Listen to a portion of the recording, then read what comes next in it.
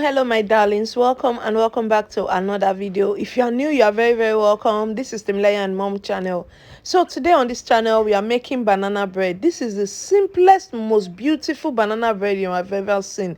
Like, this banana bread doesn't have any complicated ingredients or any, now go there and go here kind of thing. This is banana bread that you can use to make tons of money, and it's very easy, it's simple, it's straightforward. So keep watching, guys. First thing first, I went ahead and mixed my dry ingredients. Okay, check the description box. All of the measurements will be listed down there. All of the measurement, the ingredients, everything used on this recipe will be listed down there. So I went ahead and mixed all my dry ingredients, added my flour, baking powder, baking soda, I added salt, some sugar. Yeah, I'm just adding all of that together. So I'm going to mix all of the dry ingredients together and then set it aside. Of course, that's the next thing. So then what you can see over at the other side is my mashed banana. So I don't really have measurements for this mashed banana. It's banana bread, so just do as the spirit leads. Like for me, I just go ahead and use a bunch of banana, those small banana that are very sweet. Okay, so that's what I used. So I didn't really measure, I won't lie, don't measure anything in that banana. I just went and do my thing. It's banana loaf. Okay, so do your thing, guys. So all of my dry ingredients are in that bowl, and I'm just going to give it a good mix. Yeah, mix everything together, set it aside.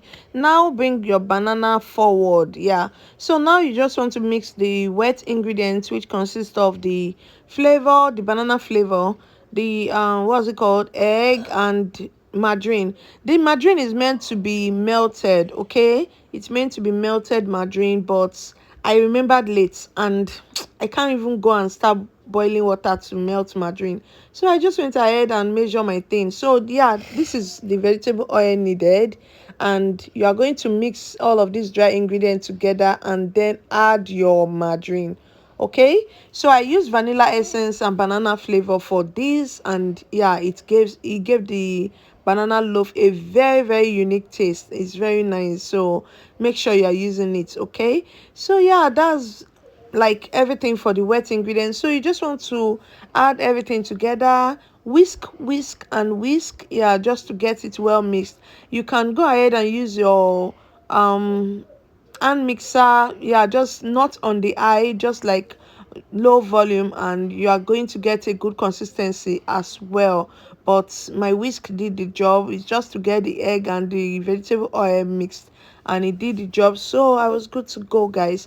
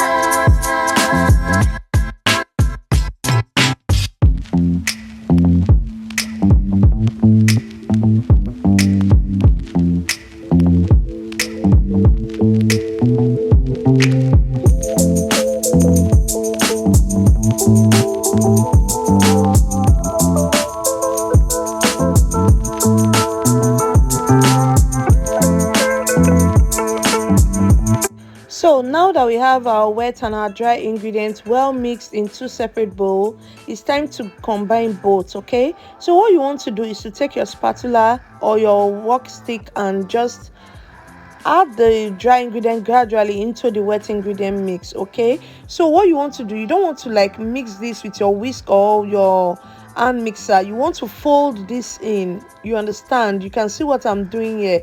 I'm just folding this in. Okay, this is what you want to do. This is very, very important as well. So you want to continue doing that bit by bit. I had to turn my 4 times. Okay, so you want to do that bit by bit, just folding, and if you are the type that doesn't like it too thick, you can go ahead and add maybe a little more vegetable oil, which I actually did. I added half cup vegetable oil in addition. That makes it 1 cup vegetable oil that I use in this mix. Like I mentioned before, please look the description for the full measurements. Everything will be listed in the description box. So yeah, you can see I went on to add the dry ingredient little by little, because that's what you want to do. You want to get it well mixed in the wet ingredients. So let's continue doing that.